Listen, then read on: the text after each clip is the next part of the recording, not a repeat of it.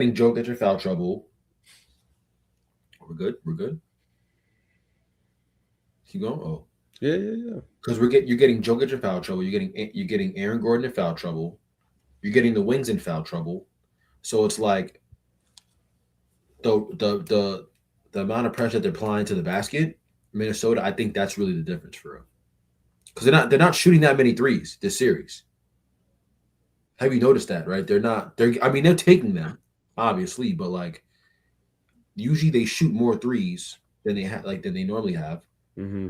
and that's just because of the defense of Denver. Like Denver is not a good like protecting the paint team. They've never been that with Jokic. They've never been that with like at all.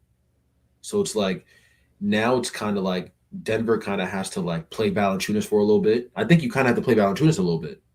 Yeah, I mean, Gobert is having an amazing defensive series. You know what I'm saying? And Jokic being an I mean, he's MVP been and struggling. Gobert He's been being a struggling. defensive player of the year, kind of guy is like, no, Jokic has been struggling extremely. This is kind of one of the worst playoff series in his career. And so it's got to me, what's more sustainable or what's less likely to happen is Jokic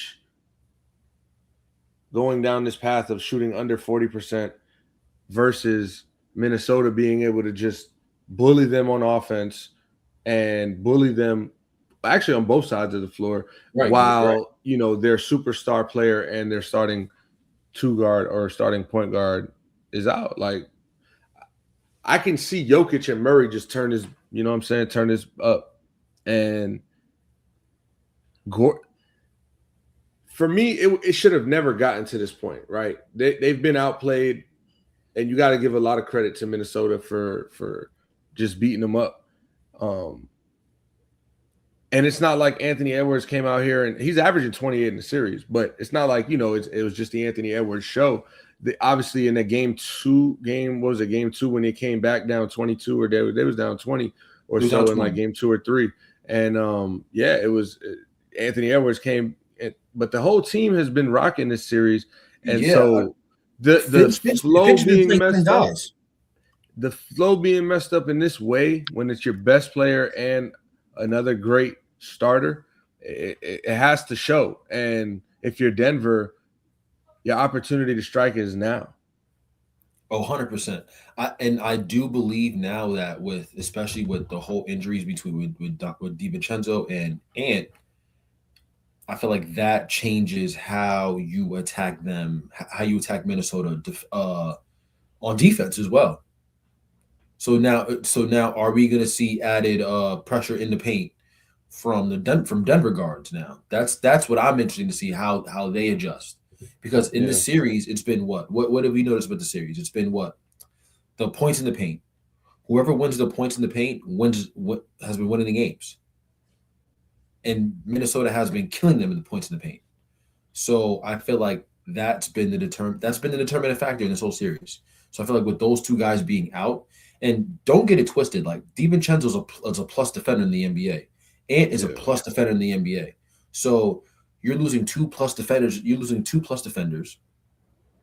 So it's going to be interesting to see how Denver is able to adjust. But I do think that Denver, in order for them to combat their issues with their points in the paint, you got to play Valanciunas. You got to play Valanciunas at least. Especially, I mean, he has an offensive game too. So you're not back. This is why I think you got Valanciunas, because last year and in years past, it's been all Jokic.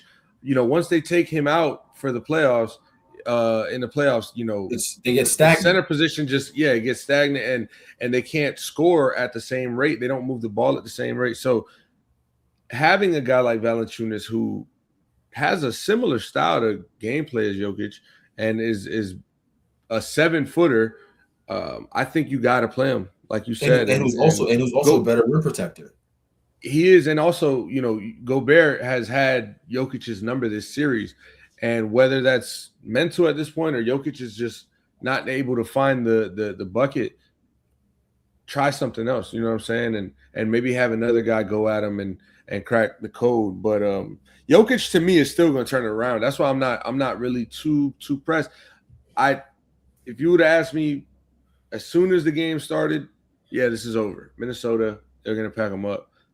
But now that those two injuries happened and Anthony Edwards is on a week-to-week right now, DiVincenzo, unfortunately, like prayers up to him because we hate to see that happen. It's just like a championship team like Denver. You can't just say they're dead in the water, down 3-1. We've seen crazier things won, and we've seen better teams lose this moment. So it's no disrespect to Minnesota and what they're doing. I think they've played a great series up to this point, and I had them winning before the injuries. But right now, I still think they probably win. However, I'm not counting out the Nuggets, and I'm excited to see what they do here in Game 5. I do think Denver will win this current game, but I do think it's going to go 6. I do think Minnesota pulls out the series in 6. Yeah. Well, this is the All Things Sports Podcast. Shout out to you if you listened and tuned in live. I'm here with my boy Rios. Thank you for joining me today, bro. How you feeling? You good? Talk to the people. Yo, man. Hey, it's been an interesting sports week, to say nonetheless. Interesting. I feel like this time of the year we got the playoffs. Baseball is kind of like we're starting to see what teams are doing with what they got in the offseason and what they're building off the previous year. We're getting NFL draft, obviously, and we're going to see what teams are starting to really look like finalized going into training camp. And so this is a good, interesting time of the season. Obviously, if you're into college sports, signing day has passed and spring ball just, kind of went on last weekend and stuff like that for most teams. Spring is a great time. So I'm glad to be here with you, and I appreciate you for pulling up. We're going to talk some NFL draft today because we got to mention, big up to the Giants and the Jets for good drafts. I think that's something that we got to give credit to in a little bit. But also the NBA playoffs is here, and tomorrow in New York City at the Garden is going to be a 2-2 showdown versus Atlanta and New York. And just with that being said, let's jump into that series because we're going to just go through all the series. Let's talk about OKC real quick. They're going to sweep Phoenix, yes? Yeah, they're going to sweep them. Yeah, we don't got to worry about that. Cool. We're good with that. Knicks and Hawks. We've seen a crazy 4 games, 2 of them down to the wire. One of them belt to ass last game. Knicks came back and played really well. And then I think game 3, Atlanta had the lead for the most part of the game and then kind of gave it up. And then late, the Knicks couldn't close out, something that they were been able to do well all season. But we've also seen in this series the early Mike Brown lineup mishaps, test runs. Yeah. Mishaps. And so we've also seen Jalen Brunson go cold from the first quarter of game 1 to what we're seeing, lately. I'll say this, and I'm going to hand it off. When the ball is flowing for the New York Knicks, that's when they're dangerous. That's when they're really dangerous. And that ball is flowing and everybody's touching it and moving around. I think that's when they're most dangerous. When it starts to get stagnant, and this is no shot or discredit. Like I love Jalen Brunson game. Like I think Jalen Brunson is a top 3-4 point guard. But at the same time, what's better for the team in a playoff moment when it's not a regular season game and it starts to get more half court situational. I like to see the Knicks when they're flowing and Cat's touching the ball, OG's getting looks, and that's when I think Mikal plays best. But that's another story for another day because he just got to figure it out. But I think if the Knicks continue to do that and just come out as aggressive as they did last game, that's the no way Atlanta should be, in this series. That's the team we thought that, like, yeah, of course they can gentlemen sweep Atlanta. They might sweep them 4, but when they play like they did in games 1 through 3, it's too close to call. It's too questionable, and that's the team that can't overcome a big obstacle that they've been trying to do for a while. So I do think with this Knicks Hawks series, I will say that I believe that it's more coaching. And I will say it's because of the lineups now. Now I think that Mike Brown's lineup, especially to close out the games too. We know that this Hawks team, they're very they're very tall, and they're a very good rebounding team. So the Knicks have been getting killed on the glass, minus game 4 where where Cat did his thing. And say what you want, Knicks fans have been shitting on Cat all year. Yo, Cat's been playing his ass off this series. I mean, playing his ass off. I mean, I feel like New York. Yeah, it's just New York. Cat's been playing great for the most part. But the issue is, and the issue will remain, right, is the Knicks offense down the stretch. And what I mean by that is Jalen Brunson. Now, like you said, right, the Knicks are best when the ball is not sticking, right? And they keep flowing. OG's getting touches. Now, I do believe that last play of the game where Brunson got bailed, where Brunson took that crappy shot game 2, right? I do believe that's a coaching issue because there was no action ran for OG in Towns over the top. And also, too, I do think this Knicks offense is very predictable, especially in the fourth quarter, because the 1-5 is coming. That 1-5 pick and roll is coming with Brunson and Cat.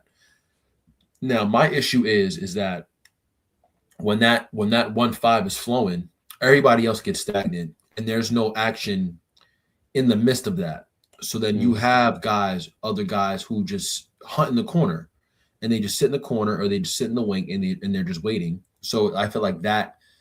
Although the 1-5, although it's effective, I just feel as if it deteriorates the other guys on the Knicks too, who rely on getting good touches, getting good quality touches. Because think about OG in game 2. OG was getting good quality touches, right? And he was hitting threes. So I feel as if once they go away from that philosophy, that's when everything just goes to shit for the Knicks. Now, don't get it twisted. Atlanta's a well-coached team. I mean, you got to give credit to Quinn Snyder, and you have to give credit to Alexander Walker and Jalen Johnson and those boys because, they tried to write them out. But if you watch the Hawks post All-Star break, they've been one of the best defensive teams in the league.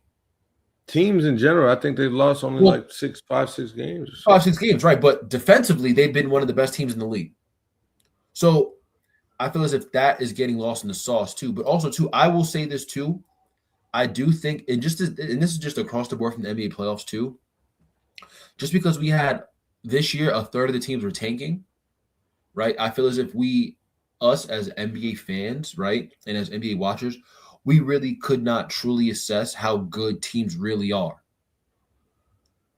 due to the tanking, due to a lot of teams tanking just for this year in particular. I get what you're saying.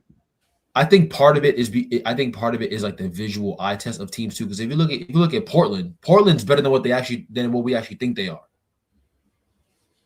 So I feel like Portland's had a pretty good season, in the midst of all their nonsense, nonsense. And so right, but I'm saying like, are you saying like teams we're not seeing them to their full potential because they're the agenda? Yes, I will say we're not seeing teams full potential just because a lot of teams were tanking this year. So like I feel like we haven't seen Portland's won 44 games, but like, have we seen Portland really play for real? We really haven't. You know what I mean? Like, have we seen who else, for example, like Atlanta, teams like that. So like I just feel as if the lower seeded teams, I feel as if we've been underestimated them all year, but I do believe that they're actually better than what we actually think they are. Yeah, well, we're seeing a good series like in most of these playoff matchups. I'll be honest, I didn't think the Lakers was going to come out here and 3-1, be up 3-1 on the Rockets. Obviously, Kevin Durant not being here for 2 games now, or what was it? He missed 3 games or 2 games? 3 games. So we didn't see none of that, but I didn't think that the Lakers were going to have enough around LeBron James to play at this level. But we got to give credit to LeBron and who he is and what he's been. First and foremost, and also a lot of credit to JJ Redick for coming into this series and just out coaching and also putting guys in the right position is the biggest thing though. Like I think JJ Redick knows what's best for his team, and he's not what I appreciate about JJ Redick is that he's not afraid to like if you're mad at it, be mad at it. You know what I mean? But we're gonna do what's best for what lineup we need out here, and if you're not doing your job at the level I think you should be, it's like a low key like a football mentality he's out there with in the coaching sense, because it's like you see, you go out there, you see a D lineman not give a full rush. All right, man, we got somebody else with fresh legs. Like, you know what I'm saying? Like, yeah, like so we'll talk about what you're doing later, but shout out Bronny too, bro. Yeah, Bronny's getting thrown in the fire in these playoff games, and he's been handling his own. I'm not gonna lie, he hit yo, bro. Listen, down like 20. He hit Udoka with a point. Bro, listen. Shout out to Bronny, man. Outscored listen. In game 2, he outscored the Rockets bench. So salute to him also too, yo. And speaking of what my philosophy too about teams, records being not really what they actually are. I mean, look at the Magic and Pistons series. Yeah. Yeah. So that's my whole thing. They're up 2-1. They're playing right now. Yeah, it's 22-21 Magic beating the Pistons, and Jalen Duren, I think, is the biggest surprise for me in this series, because Cade Cunningham's been elite, since he's been back, and Duren being the all-star, he's going to be all NBA this year. He's going to be all NBA this year. With all due respect, shout out to the Duke Brotherhood. Wendell Carter, I didn't see it for him to be shutting you down like this. I didn't see it. I didn't. And people try to tell me that Jalen Duren was better than Bam Adebayo. I don't buy into that, because he ain't never scored 83 points in a game. Nah, but I'm just saying, like, Wendell, we've seen who Wendell is, and he's a consistent, solid starting big in the league. Who when I can't say consistent, I don't want to use the word consistent. Actually, he's a starting 5, in this league, and he's made his money in this league for being a solid big, and I respect it. Now, what he's been doing to Jalen Duren in this series, look, shout out to Brill, by the way, in the chat. Wendell been violating. He has been. Yeah, he said, bro. Angel Reese, you're wilding. Come on, fam. Wow. I saw the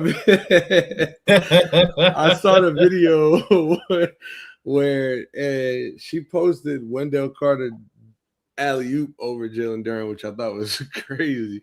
But yo, I just want to reset the room real quick. Yo, by the way, if you're wondering, Rios, why I'm wearing the Mets hat right now is because I meant to ask. Bro, just hold on, bro. Because first of all, we're not getting into baseball because the Red Sox are so ass right now. I gotta take about the Mets. No, but not. All right, look, here it is.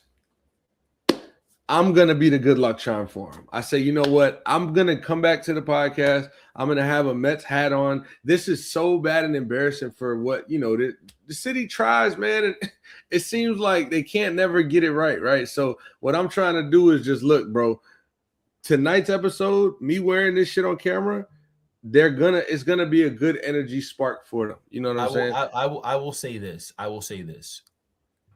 Real quick about the Mets. We got a sidebar because this is some crazy shit right here. This is how greedy Steve Cohen is, bro.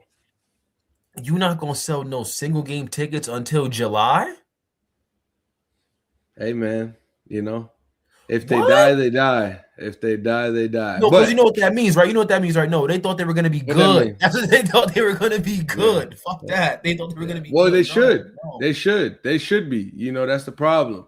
That's the bigger thing here. But nonetheless, we're not going baseball out the chat and all that. But I had to reset the room, like I said. Yo, back to that Pistons Magic series though. Paulo Banchero, shout out to him, been clutch, hitting shots. Franz Wagner also was very clutch last game. And shout out to Desmond Bane, who's really been holding it down for the Magic. He came out and hit about 7 threes a couple games ago. What do you see? Suggs been shooting well too. From tonight, is this a Game 7 series? Does the winner of this game win the next game and close it out? How do we see this? Play that song. Play that song. Play It's that crazy. song, He got bro. the magic. I still think the Play Pistons that gonna win song. the series, bro.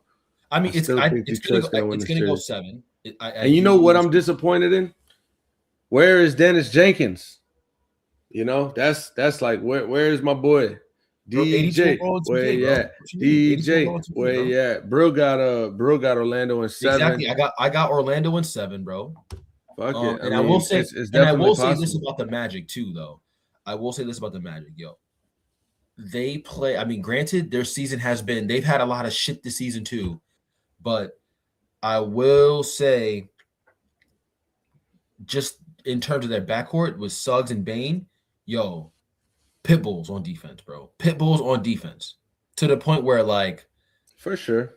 Cade is like, Cade's getting his, but it's like it's not an efficient 27, efficient 28. Right. It's Right. he's But he needs help. He he needs does. help. And it's in the big man position. No, but Pause. right, but also too, it's more so I think it's the others. It's not more so. I mean, he hasn't been playing well. He can't be averaging 9 and 8. Right. He can't. But Tobias got to give you 20. He's a 20-point per game guy. Right. But also, so like, too, but no, it's like you got to do your job from the regular season to the playoffs. You can't 100%. come to the playoffs and go 10, 11 less points a game. That's not how that works. That's the losing factor. That's like it's Tobias Harris because they dropped 27 tonight, and if Duran drops 9, they still might probably have a big chance of losing. So it's like he has to come out for the rest of the series and show why they picked him as one of the East All-Star bigs. Yeah, bro. He's that's it. I don't think he's playing for a bag this year. Look, Brill said, I said off the rip, Orlando has the same play style but more talent. Darren being a non-factor was not on my bingo card though. And that's right. I think that's where I'm kind of stuck at too, because it's like if Darren was playing good, K was playing good, and Orlando's still out playing these boys and winning, it would be like, oh shit, yo, the Magic, yo, the Pistons. But to me, it's like I can clearly see why they're losing this series. And he's Brill also said all the pieces coming together last second for Orlando, especially Paolo. Tobias, the most protected bank robber of all time. I can agree with that one. I can agree with that one. Yeah, bro, because my thing is this, though, right? Like, I mean, Duran's having his struggles, yes or no, right? Regardless of the situation, right? Yes, sir, yes. But, right, he is, right? But who's their vet leader? Tobias Harris, who's played in big playoff games before. Like I said, bro, it comes back to that, too. So it's like he has to step up his scoring. And he hasn't done that. Same with Duncan Robinson. They haven't.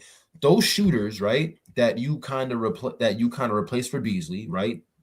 And they've been shooting well all year, right? Duncan's almost shooting 50, 40, 90, right? He hasn't been shooting well this series, right? Tobias, right? Damn near has one of his most efficient seasons in his career, right? He hasn't been shooting well. So it's more so, I think the Duran situation, I do believe it's more so scheme as well, too, because they're really just throwing bodies at Duran. Yeah. They're just throwing like Batase is a good defender. Carter's a good defender. So it's like you have a good defensive front court in Orlando, right? Statistically as well too. So like you kind of can see where Duran would struggle a little bit, especially in terms of just the paint. But like I said, it's the others that have to matter. So it's like if you got to compensate. And I believe it makes sense. It makes total sense. And I believe one of the weaknesses in Orlando is what? Their wings. Outside of Franz and Paolo, right? But I do believe that like they're not that good defensively, Paolo and Franz, as a collective unit. So I mean, we're talking about an 8 seed. This is why it's also like, it's like I said, but also why the Pistons are coming flat. Right, but that comes back to my point of like, I feel as if a lot of the teams in the upper seeds, right? I just feel as if we as NBA fans, we really haven't seen the full, like I said, the full potential of these lower seeded teams because of the tanking that's been going on. Well, look, San Antonio's trying to get this series right now tonight at 9:30 they play. They up 3-1. Wemby got hurt. He came back. And one thing I want to say, since we wasn't recording like the start of the playoffs or anything, like to see Wemby in his first playoff action drop 35. Wonderful. On Fiesta night. You know what I'm saying? Like, we just got to give credit when credit's due, bro. We seeing greatness in real time, and that's it. Like, and so, I have a question for you now, right? So, I was talking about this too on another pod. Due to the fact that Dylan Harper, right, he's been playing well post All-Star break, right? His minutes per game has been going up. He has one of the best per 36s out of all the. I mean, granted, he's not gonna win. He's not rookie of the year, whatever the case may be. Or no, that's Cooper Flag. Make some noise for the Duke guy, yes sir. Another one, rookie of the year. No. And I fuck with your argument for Khan. Should have been Khan, but it's cool. But Dylan's per 36 is very excellent, and it's to the point where it's like, okay, if you're the Spurs organization, right? Mm-hmm. You're looking at your backcourt, right? You have Castle, you have Harper, you have Fox, right? Mm-hmm. I do think if they don't make the finals, or at least get to the conference finals, you have to Fox. You gotta strike while the iron's hot. Well, I mean. What do you think about that? Because it's really like the $1 million question right now for the Spurs. Because it's like I think it's a little simple. Like for me, I'm living with the young and the youth. You know, we're going with the better contract. We're going with the more athletic player now. We're going with the younger player. We're going with someone who has a higher ceiling at this point for their career, and someone who is in line with Wemby's contract as well. You know what I'm saying? So like it's not Fox. Like, I'm not doing that. Fox is a veteran, you know what I'm saying? He's had big moments. The return that he's going to get is going to be amazing for the Spurs. That's what I'm saying. The Spurs have I don't know. You think what do you think Fox's value is right now? Because here's the thing, right? Fox is average, but Fox his 3-point percentage has gone up. Mm-hmm. So I do think I don't know that that's going to sustain though. Like, do I see like? But shot value matters.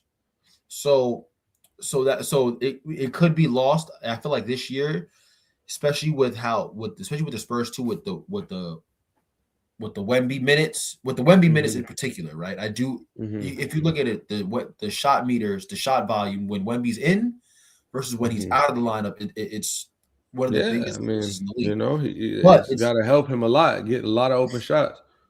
So, but I will say Fox has had one of his more efficient seasons, but I do believe that he is a extremely serviceable point guard. Like, I do think he's absolutely. Look, bro, he's still a starting point guard in your playoff rotation. Yeah, but it's just a per 36 for Dylan Harper. It's too good to ignore. It's too good to ignore. And so, is it like the James Harden thing? You know, where it's like, right? You know, he's stuck on the bench and he deserves a start. Do you ship him out, or do you ship out Westbrook and keep Harden in this case? So there is a wrong answer here, though, and I want to say is keeping De'Aaron Fox. You would, if you're the Spurs, you should absolutely keep Harper, and build him with Wemby, with Castle, and still have. Well, I don't know their draft. No, I don't think they have do they have someone's draft picked? Oh, no, they don't. I think the Kings took it. Yeah. But also too, but I think that you would have to check out the return on Fox on what you would get, because knowing the Spurs, they would want to draft again. So it's interesting to see how they manage Harper in the playoffs moving forward, because if his minutes are going up, then that kind of sets the precedent for what they're going to do moving forward. Yeah, and I think it also win or lose. Even if they let's say even if they lose in the second round, or they lose in the conference finals, Yeah, but I think his minutes are going to be. I think Mitch Johnson's going to play him accordingly, and that's good or bad. So it's going to be up to him essentially. If he's out there needing to be out there, I'm sure he'll be out there. And if he's out there stinking it up, he's not going to be out there for too much longer. Like that's just to me how that's going to work for the rest of the playoffs. Right. Right, 100%. But it's interesting to see moving forward though, because even game 1 too, Dylan was closing out games. He's been closing out games. Yeah. So I feel like that is also setting the precedent. But I might be looking into it a little too deep. They got what, Denver next round? Who they got next round? They would have Denver. Denver, Minnesota. Because there are 2. Or Lakers, Rockets. Yeah. Okay. So that's the interesting part for me is those fourth quarters. Which backcourt person that they're going with more? But I do like the lineup. Right now you probably lean Fox, like in the sense of just on paper. Well, when you look on paper, like you said, you're having that best per. However, you go with your starting point guard. You know what I'm saying? Like he would. I feel like why is he your starter if he's not going to be in, closing the game? But I mean, it's because of the money. So that's the see now you see, right? Because if you look at game 3 and how Harper played, what does that show you? Yeah. But Fox can do that. You know what I'm saying? It's not to say but that's a good problem. That's a good problem to have. Yeah. That's a great problem. Oh my God. But Fox can go off for 30. It's not like I'm expecting him to. I wasn't expecting Harper to do that. Right. No. And him being the youngest player in playoff history to do this was very impressive. But nonetheless, he ain't do nothing Fox ain't never done, is all I'm saying. So credit to him and him being able to step up in the moment to do it. Fire. But we're not talking about like a 6-game stretch where he's averaging, so it's like we still got to hold off on the right now because the right now is definitely Fox. However, the big problem the fork in the road that's going to come off season or whenever that time is for them to make that decision, I would think it's a little easier than maybe some others think, because if we continue to see what we're seeing out of Harper, because I think he's only going to continue to get better. I agree.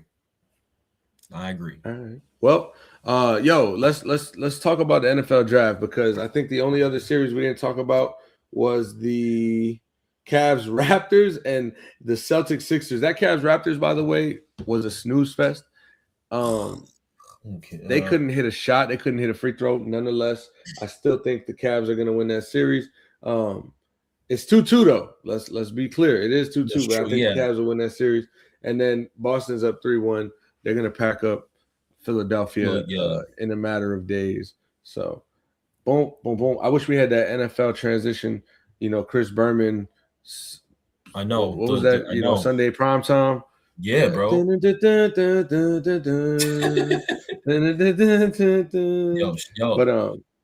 But let's talk about the draft, bro. Top 10. We talk about the top 10. We can have like some takes here and there. I'm not gonna do full 7. We could have another episode or so on like a deeper dive of the draft. But what you got? Listen, man, shout out my New York Giants, baby. Listen, we did well. People are still upset about the Caleb Downs thing, right? But I do believe that the Jets taking what's his name? Arvell Reese. No, Jets taking David Bailey. The Jets taking Bailey, I feel like that changed everything in the draft. So I feel like that was the first big domino to fall in terms of just okay, well, the Jets took Bailey, well, we got to take Reese. But I feel as if everything got set once we knew that Jeremiah Love was going to get taken no less than 4th. So I feel as if the Cardinals did well this draft. I do love the fact that the Giants were able to get the offensive guard now, because You got Thomas and you got Ellamore at the tackles, right? You really got to save your ass because the Evan Neal draft pick is so bad that you kind of have to save your ass for that. So you have I can't say his name right now. I mean that's he's a Miami guy. Francis Mainoa. Yeah, Francis Mainoa. Yeah, so you have Mainoa, right? Mainoa, I mean, listen, I looked at his tape. His tape is good for a left tackle, so that means first of all, Francis Mainoa is a dog. He's you remember when Penei Sewell came in the league? I don't know if you remember the hype around Penei Sewell.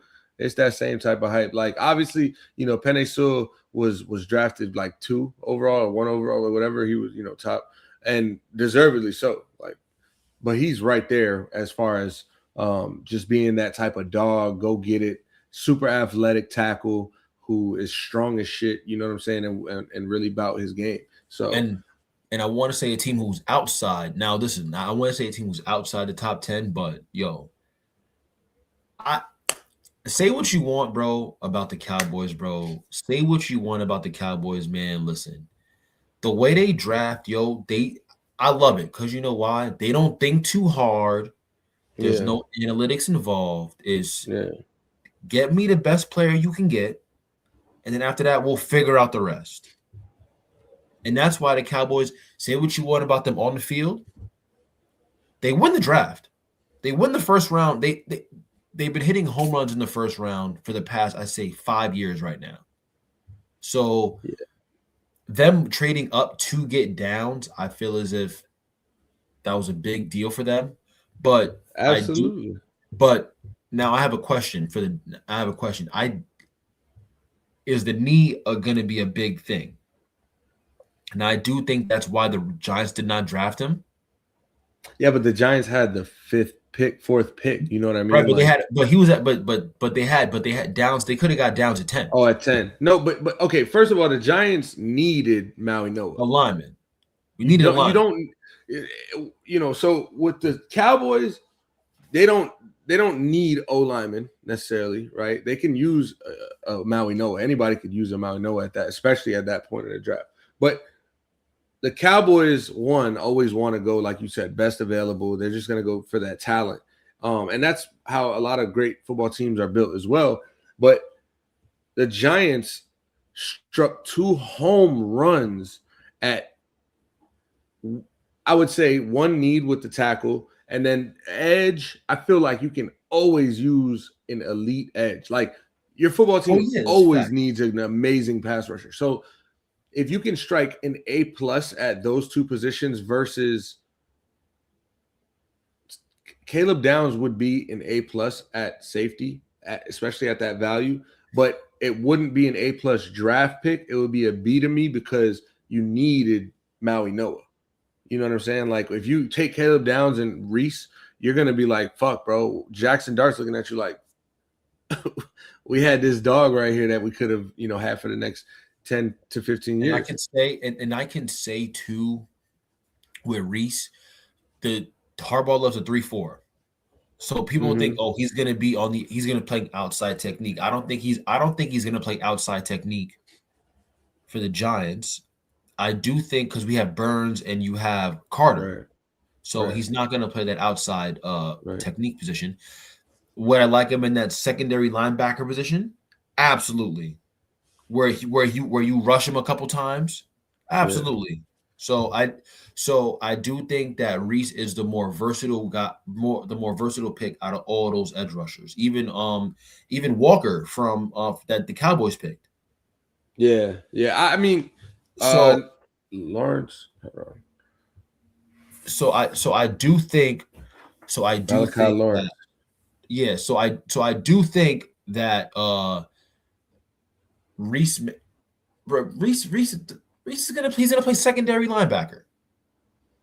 The thing about Reese is also that like you guys have, like you mentioned, 2 elite pass rushers already on the outside, and so to add an elite pass rusher who's also a rookie who you can mold into a linebacker essentially, you know what I'm saying, and also continue to help with depth rushing the pass. They comparing it to like when you had Justin Tuck, Yor, Michael Strahan, and these guys that I just mentioned are obviously legends, and Hall of Famers. But Brian Burns is on path to become one of the best pass rushers, you know what I'm saying, in history. Abdul Carter, I don't see why what right. injury would And have, he's ended, great. he ended the He's season great. very strong. He ended the season very So strong. you throw in a guy like Arvell Reese, who went to a school like Ohio State, and coming from a great coaching staff, and I think that's a splash. But I also do love that Colton Hood corner you guys got from Tennessee, who was hurt and didn't play. I think last year he missed. He didn't play last year. He didn't play last year, but he was an All-American when he played. No, he's great. He's great. So you guys got an SEC corner. You guys got and we can say this proudly now, a University of Miami lineman. You know what I'm saying? Shout out to that. Who I think I forgot who got the other tackle, Markel Bell. He might have went to the Jets. Where did Markel Bell go? But yeah, we can finally say, proud to have drafted a UM lineman. And you guys got who did I just wanted to point out for y'all? Oh, we got Malachi Fields. Yes. And I do like Malachi. I mean, he's a good replacement for Wandale. But speaking of team that has Wandale, I think the Titans did well, man. I think people are overlooking the Tate pick, right? Yeah, just because we were talking about it. The line was so bad for Tennessee that I thought they would get I thought they would reach up and get Malaga if they wanted to. They would, which would have been good. Maui Noah. My fault. Maui Noah. I thought that would be good, right? I would be irresponsible to not correct you. That's a fact, right? So I believe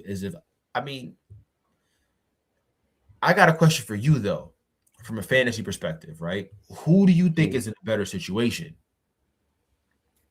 Tyson in New Orleans or Tate in Tennessee?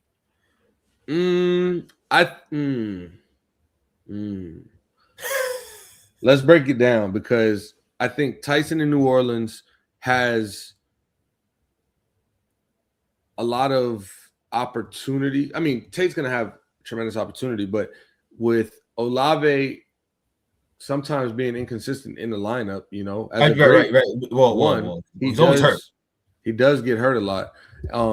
They lose, Shaheed in the trade last year, and so he's going to have a lot of opportunity to, get some burn over there. But and I like Tyler Shough.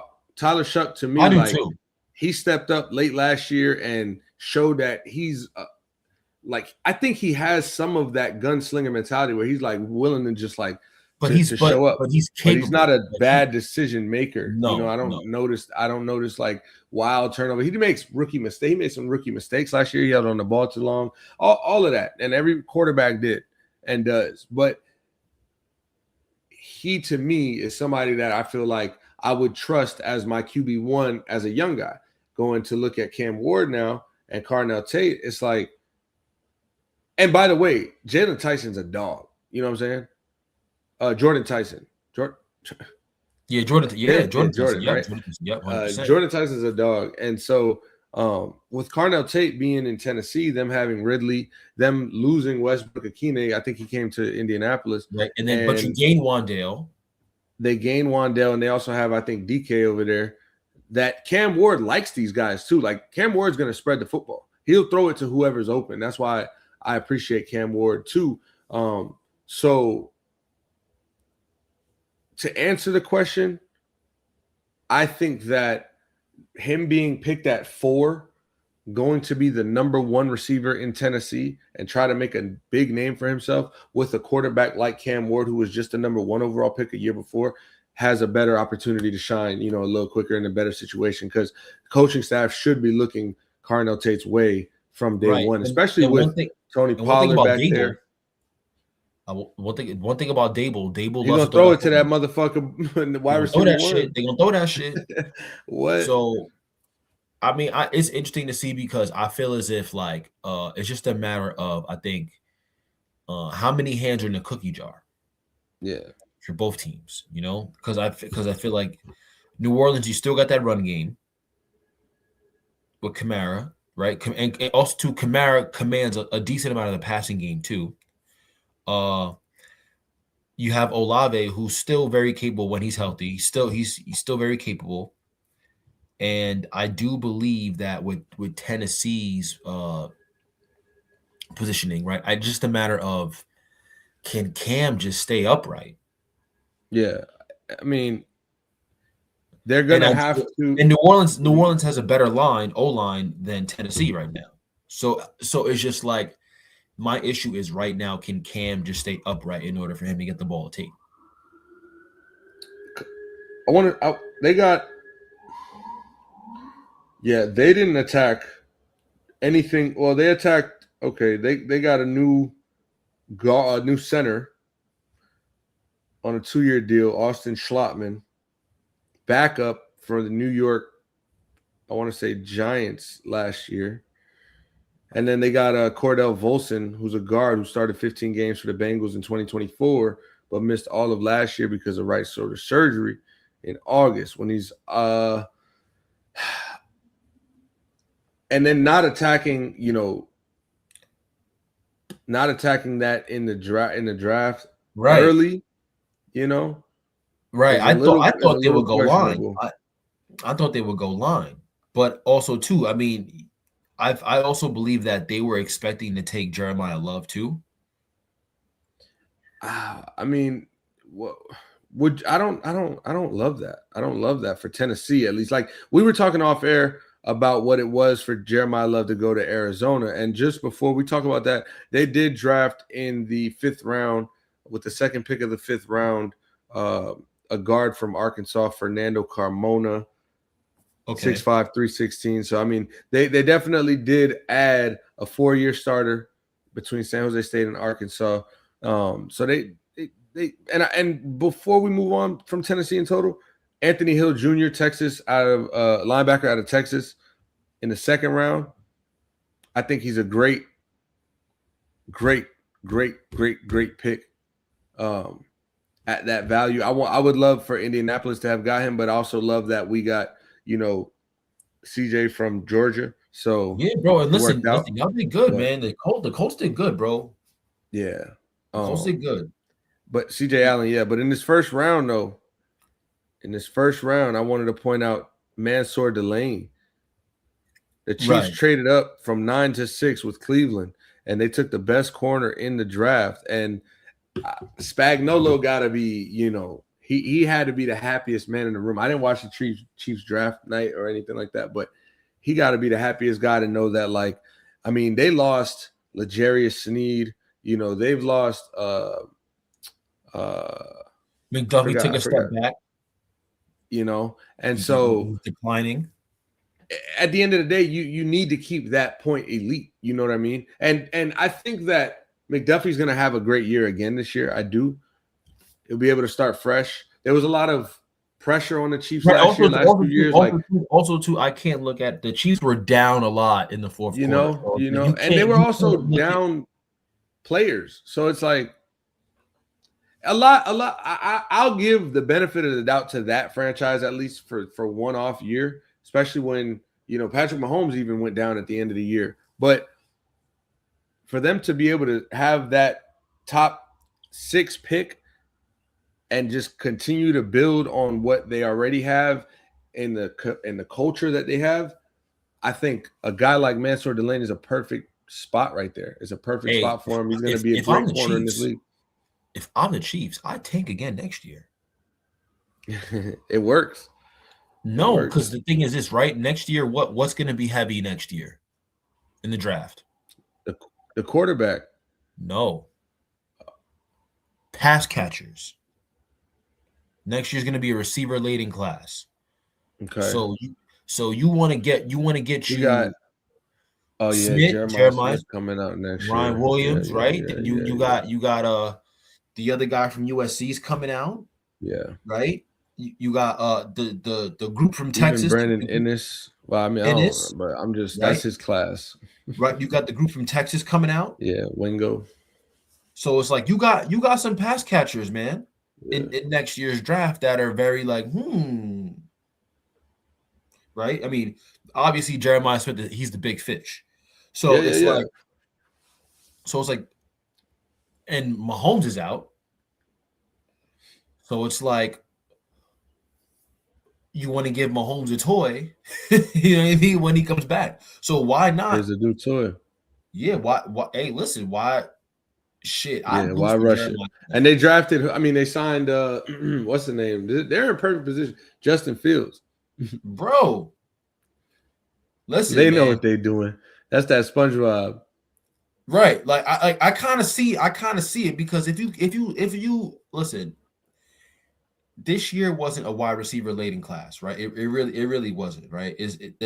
But next year we know what's coming. So it's like I feel as if they're setting up for that too. Like I don't think the Chiefs are going to do nothing next year. I Why mean, would yeah, you? Mahomes isn't going to come back for a good 6-7 weeks. But why would you play him at all? Yeah, I mean because you got to play him, man. Do you? You think Okay, he's going to sit out the whole year? Yeah, depending on the record. If the Chiefs are okay, it's week 6, right? Yeah. The Chiefs are 2-4, bro. Mahomes come flip them up. He could, but you know also what I'm too, saying? shit. So like, Also too, he gonna want. Listen, you need. Now he understands what's going on with the program. Yeah, I know that. So it's like he's gonna lose Kelsey too. You know, I'm sure Kelsey's not gonna be around too much longer. So it's like you kind of got to rebuild the whole receiver room up. I mean, and Rice, you don't know what the hell he's gonna do. So literally, you don't know what the fuck he's gonna do. So that's literally the Chiefs. The Chiefs are interesting. They're interesting play because once they took Delane, I said, all right, next. I thought people thought they were going to trade to get one of the receivers. But I thought they was trying to get Tyreek Hill. The Chiefs again? That'd be lit. I ain't gonna lie. Nah, but I thought when they traded up, I thought they were going to try to get Tyson. Nah, they need to keep that defense. The defense, you know what I'm saying? Like the Chiefs have to, and then you know Chris Jones, like everybody as the years go by, you know, is getting older. At the end of the day, he's still all pro level. He's still elite, and he's still going to do this for another 2 to 3 years. But you got to start thinking like, okay, so yeah, if next year, if you're going to do this next year, then you need to start trading pieces from now and start getting capital in the draft for next year or even the next 2 years and play that game. But also understand that you have pieces still that are right now and pieces still that, you know, Mahomes can at least work with and take you somewhere. Like, you know, understanding that you're not trying to necessarily win everything, but you're not trying to just sell the team and leave them with nothing. Like you're going to keep guys, you know, that are still worth something. You got to build it properly. That's what I hope the Chiefs do. I mean, listen, Mahomes is such a future talent, and I would love to see him with Jeremiah Smith. That would be cool. If the NFL does that'd be some WWE shit. I'm not gonna lie, but I would love to see it. Like I'm here for it. I'm not gonna lie, I'm here for it. So, yeah, shout out to you, bro. I'm pretty much through here. What you got? You got anything else? No, we're good, bro. We're good, man. Yo, also too, shout out to Jets, bro. Very very smart team. Very smart. Well, very smart. We just can't jinx them. You know what I'm saying? We gotta let that marinate. Listen, the Jets gonna play a lot of 12 personnel this year. Yeah, they got that boy, that boy from Oregon. Yeah, bro. Kenyon Sadiq was his name. Yeah, bro. That's not bad. So, but yeah, let's go watch the playoff hoops, man. We got Magic. We got OKC versus the Suns, and then we got the Nuggets trying to get them boys packed up out of there. So shout out to you for being with me. Shout out to the viewers for watching. You can follow us on Twitter at ATSPod, on Instagram at ATSPod official. And appreciate y'all. Yes, sir. All right, have a good one.